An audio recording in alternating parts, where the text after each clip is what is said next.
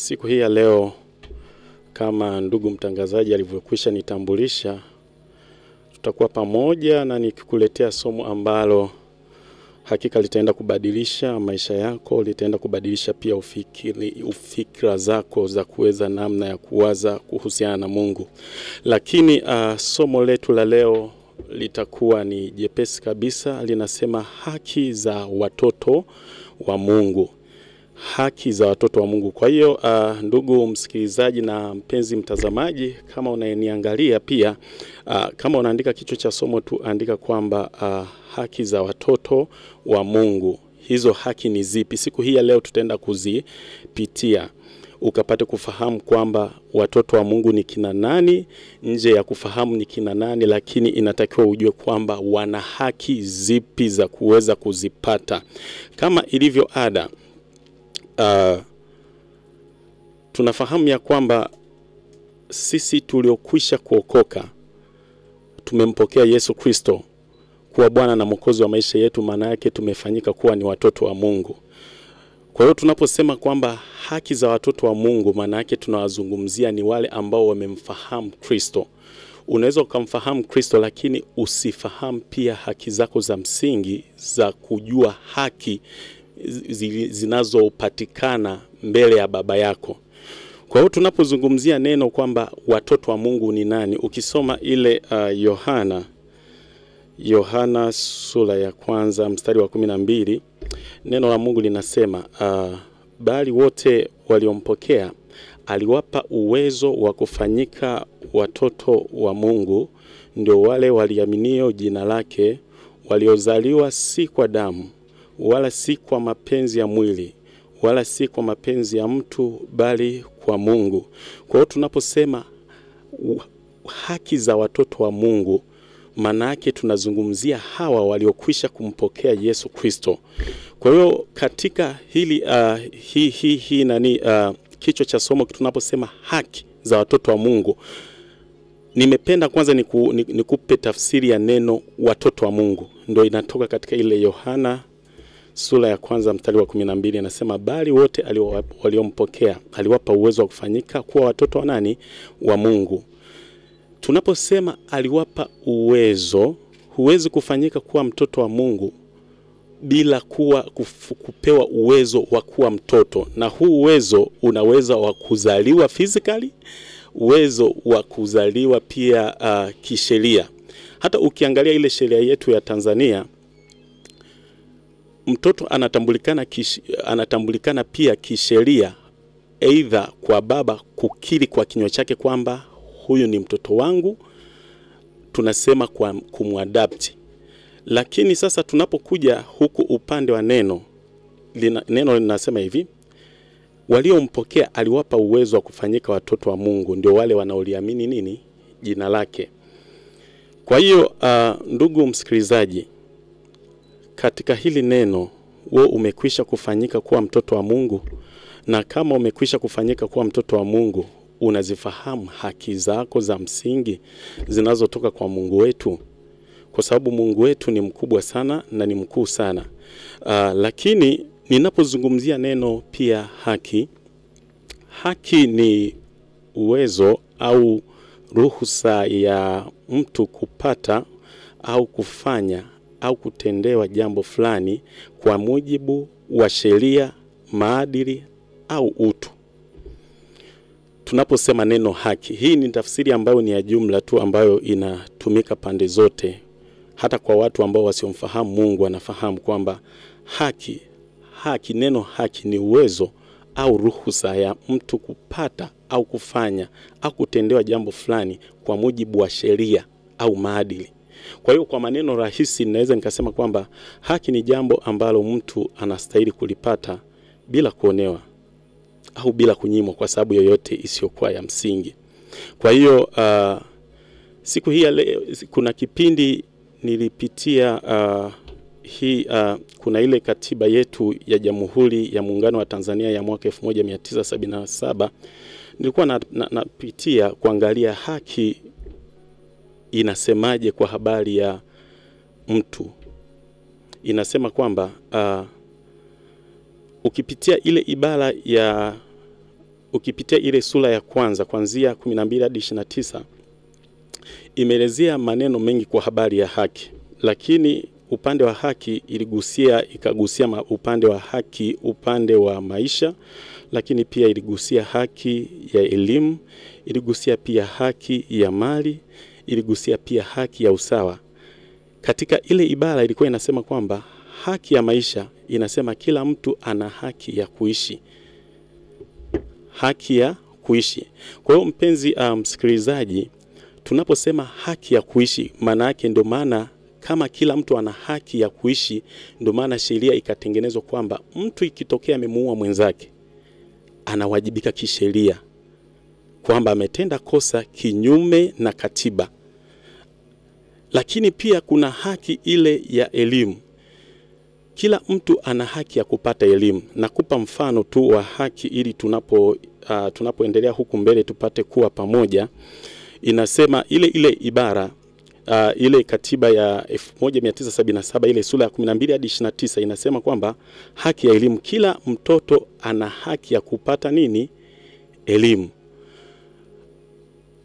Kuna kipindi serikali mpaka leo hii inapokuta mzazi hajampeleka mtoto kwenda kupata elimu shuleni, huwa ina uwezo na ina mamlaka pia ya kumwajibisha huyo mzazi, kwa sababu huyo mtoto anakuwa ana wajibu wa kupata nini? Elimu. Kwa hiyo tunapozungumzia haki, maana yake ni ule uwezo, au tunazungumzia kwa habari tunazungumzia ni lile jambo ambalo mtu anastahili kulipata au kupewa kulingana na nini? Na sheria. Na tunapoendelea ndugu msikilizaji na mtazamaji, huku mbele tutaona kwamba haki za watoto wa Mungu ni nini. Nimeshatoa tafsiri ya kwamba watoto wa Mungu ni nani? Ni wale ambao Mungu amewapa, Yesu Kristo amewapa uwezo wa kufanyika kuwa watoto wa nani? Wa Mungu.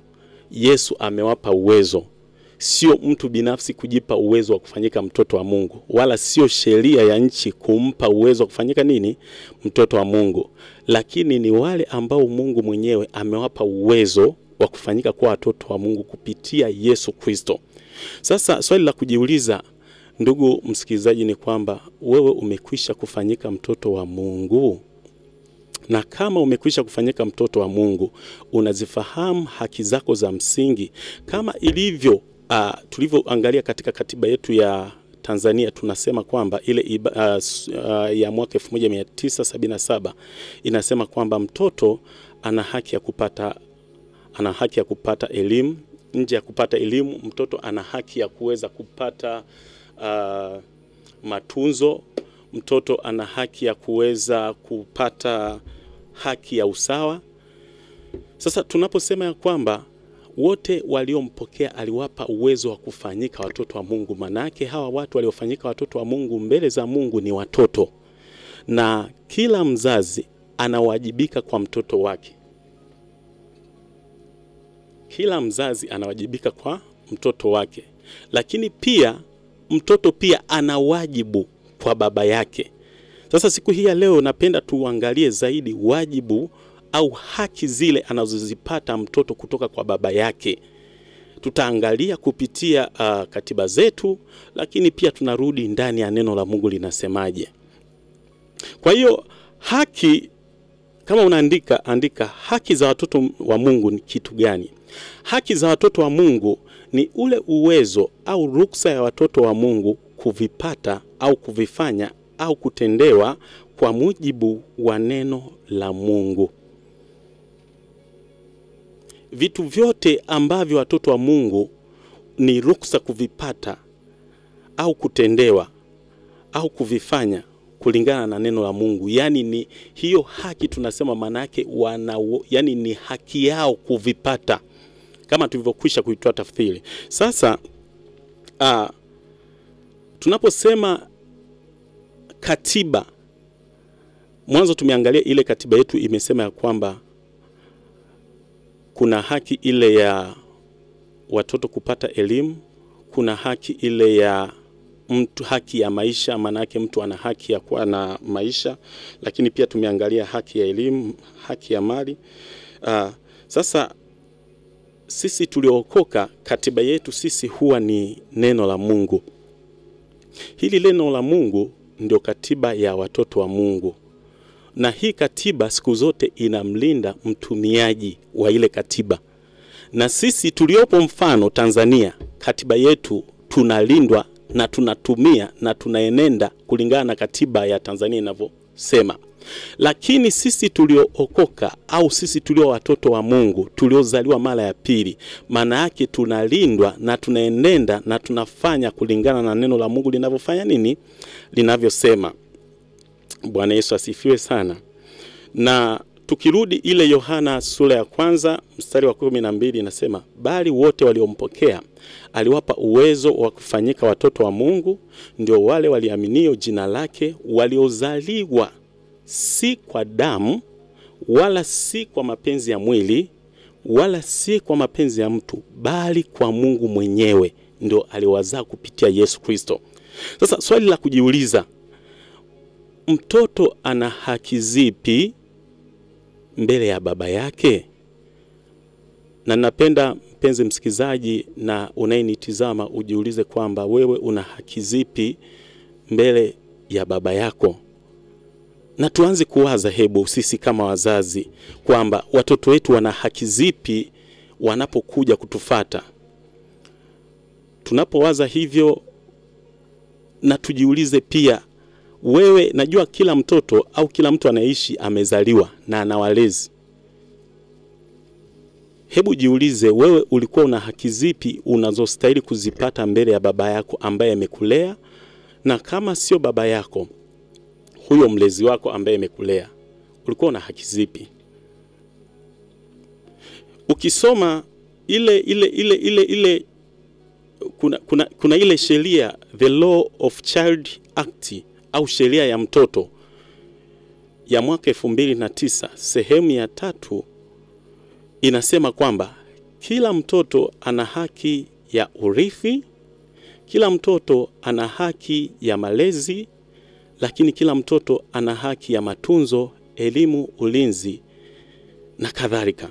Zipo nyingi sana, na kwa sababu ya muda wetu napenda twende haraka, lakini natamani twende taratibu kwa kadri ya wewe utakavyoweza kunielewa. Bwana Yesu asifiwe sana. Kwa hiyo sisi tunaposema ya kwamba tumekwisha kufanyika watoto wa Mungu, watu waliompokea Yesu Kristo, maana yake wamepewa uwezo kufanyika watoto wa Mungu. Maana yake tunaenda kuangalia katika sura hiyo kwamba sisi mbele ya Mungu tuna haki zipi. Hicho ni kitu ninatamani ukifahamu. Labda tu kwa kuanza, ninatamani ufahamu kwamba ukisoma ile sura ya 15 inasema kwamba, Luka sura ya 15 mstari wa 11 inasema kwamba, akasema mtu mmoja alikuwa na wana wawili. Yule mdogo akamwambia babaye, baba, nipe sehemu ya mali inayoniangukia. Akawagaia. Kwa hiyo ukisoma neno la Mungu linasema huyu baba alikuwa na watoto wawili. Wale watoto wawili, mmoja mdogo alimfuata baba yake akijua kwamba nina haki kwenda mbele ya babangu na kudai urithi. Na katika katiba yetu ya Tanzania, ile sheria ya ukisoma ile sheria ya watoto ya mwaka 2009 sehemu ya 3 inasema kila mtoto ana haki ya urithi kutoka kwa baba. Hiyo ni sheria ambayo ya kwetu inasema ni ambayo ni sheria ya hapa Tanzania. Lakini pia neno la Mungu linatuambia, Yesu alikuwa anawaambia wanafunzi wake kwa habari ya hii historia ya baba mmoja aliyekuwa na watoto wawili, ambaye mmoja alijitokeza na kwa sababu alitambua kwamba nina haki ya urithi. Akaenda moja kwa moja kwa baba yake akamwambia, baba, ninahitaji urithi wangu. Na yule baba, ukiendelea kusoma kule mbele, alimpatia mtoto wake. Kwa hiyo mpenzi msikilizaji, unapoandika kuna aina tofauti tofauti ya haki. Lakini kitu cha kwanza siku hii ya leo ninapenda tuanze kuipitia hii haki ya urithi. haki ya urithi ya watoto wa Mungu ni ipi? Kitu cha kwanza ni haki ya urithi ya watoto wa Mungu ni ipi?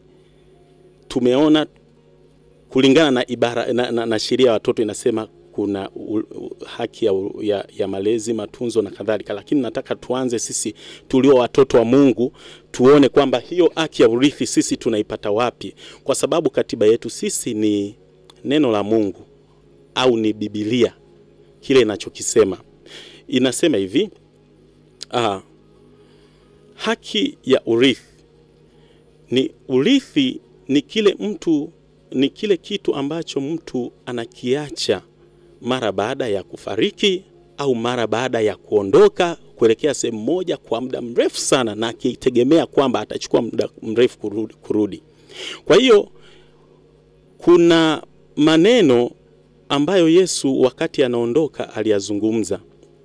Maneno hayo aliyazungumza, alikuwa anasema ya kwamba ukisoma Yohana sura ya 14 mstari wa 16 inasema, nami nitamuomba Baba, naye atawapa msaidizi mwingine ili akae nanyi hata milele, ndiye Roho wa kweli, ambaye ulimwengu hauwezi kumpokea kwa kuwa hamuoni wala hamtambui, bali mnamtambua, maana anakaa wapi? Anakaa kwenu, naye atakuwa ndani yenu. Lakini ukiendelea mstari wa 18 nasema hivi, sitawaacha ninyi yatima. Haya maneno Yesu Kristo alikuwa anayasema kwa sababu alikuwa anajua kwamba ninaondoka. Na ndugu msikilizaji na mtazamaji unayeniangalia, hebu piga picha ya kwamba ndugu anapotokea anakuaga, anaondoka kusafiri unajua kwamba anaondoka hatarudi. Unajua hatarudi kwa kipindi cha muda mrefu, au unajua mtu huyo anafariki.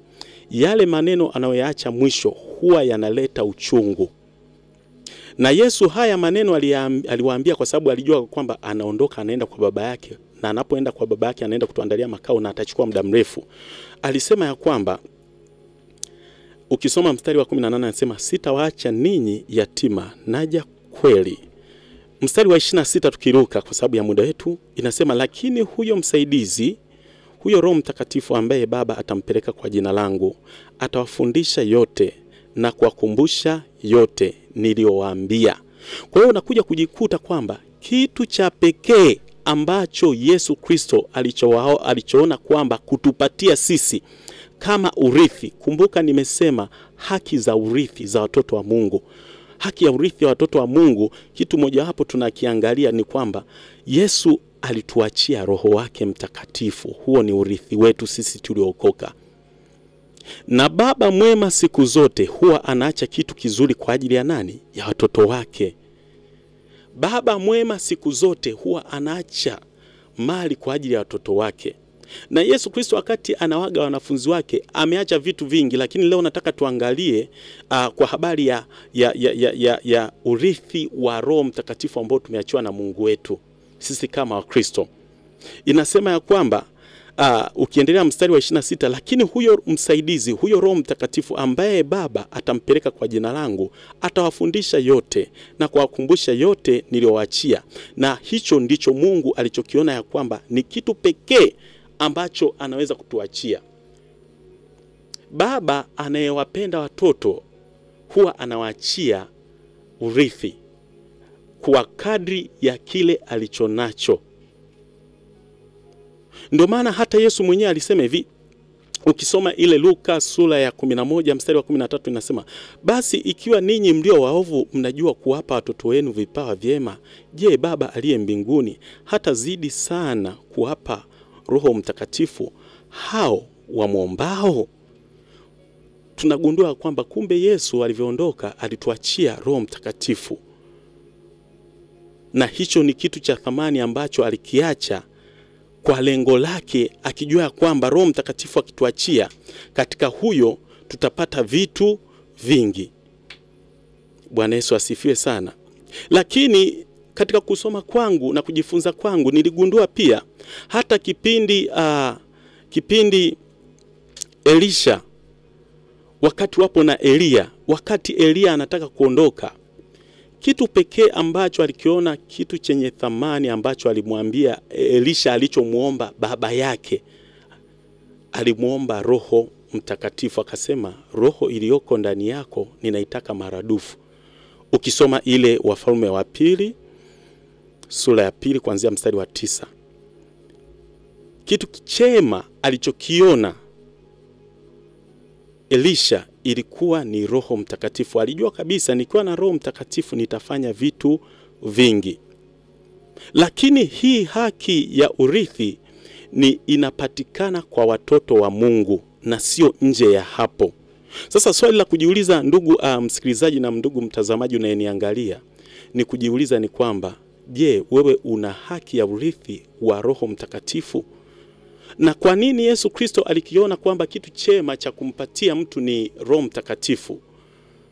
Alijua ya kwamba katika Roho Mtakatifu kuna vitu vingi ambavyo tunaweza kuvifanya. Ndio maana hata Yesu Kristo wakati anaondoka alisema, msiondoke hapa mpaka mtakapopokea nguvu ya nani? Ya Roho Mtakatifu. Alijua kwamba katika Roho Mtakatifu kuna thamani kubwa sana. Ndio maana wanafunzi wake aliwaambia, sitawaacha yatima, nitawaachia msaidizi, na huyu msaidizi ninaowaachia ni Roho Mtakatifu. Hebu jaribu kujiuliza, kuna matajiri wangapi hapa duniani wanapoondoka zile mali wanaziona ndio thamani ya kuachia watoto wao. Lakini kwetu sisi wa Kristo tuliookoka, tuliofanyika kuwa watoto wa Mungu, kitu cha thamani ambacho Mungu alikiona pekee cha kutupatia sisi, cha kwanza ni Roho Mtakatifu. Na kwa nini alitupatia Roho Mtakatifu? Ukisoma kitabu cha Mwanzo kile kinasema hivi, kitabu cha Mwanzo sura ya 1 mstari ukisoma 26 inasema hivi, na tumfanye mtu kwa mfano na sura yetu.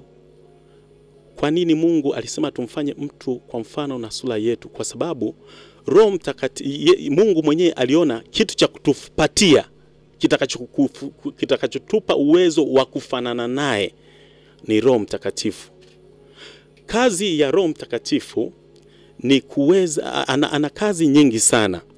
Lakini kwa kifupi tu ni kwamba Yesu Kristo alijua ya kwamba tukipokea Roho Mtakatifu, maana yake tutakuwa tuna nguvu ya kuweza kufufua. Tukipokea Roho Mtakatifu, maana yake tuna nguvu ya kuweza kuumba.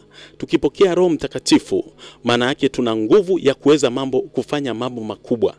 Ukisoma ile Ezekieli ilizungumzia kwa habari ya Roho Mtakatifu alivyofanya mambo ya ajabu, kufufua mifupa iliyokuwa imekufa. Lakini pia ukisoma kitabu cha Mwanzo, Biblia inasema hapo mwanzo Mungu aliziumba mbingu na nchi, nayo nchi ilikuwa ukiwa tena utupu. Biblia inasema Roho wa Mungu akatulia juu ya uso wa vilindi vya maji. Baada ya kutulia juu ya uso wa vilindi vya maji, Mungu akasema iwe nuru, ikawa. Basi ndugu mtazamaji, msikilizaji wangu, siku hii ya leo, na kwa sababu muda wetu umeenda, ninatamani tu nikuulize swali moja. Una haki ya kufanyika kuwa mtoto wa Mungu? Na kama una haki ya kufanyika kuwa mtoto wa Mungu, naomba tu unifatishe maneno haya. Kama hauna hiyo haki, naomba unifatishe maneno haya, useme tu maneno machache kwamba, sema, Bwana Yesu, ninakupokea wewe uwe Bwana na Mwokozi wa maisha yangu, na unipe uwezo wa kufanyika kuwa mtoto wa Mungu ili nikapate kuzipokea haki za Mungu wangu. Basi kwa kusema maneno hayo, Mungu akubariki sana na Mungu akuzidishe. Kwa kipindi kijacho tutaendelea na hizi haki, tutaona namna Mungu anavyotufanikisha na kuwa na mambo ya ajabu zaidi. Mbarikiwe.